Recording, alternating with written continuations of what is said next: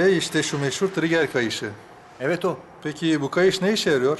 Sübap ve pistonların doğru zamanlama ile çalışmasını sağlar. Bu kayış motoru soğutmaya yarayan su pompasını da çalıştırır. Kısaca motor onun sayesinde çalışır. Kesinlikle motorun ana öğesidir. Bu durumda bir kayış haliyle yıpranır. Evet, haliyle sıcağa maruz kalan, sürekli gerilim altında ve çok fazla kullanılan bir parçadır. Bu nedenle belli tavsiyelere uyulması gerekir. Önerilen değişim zamanları gibi.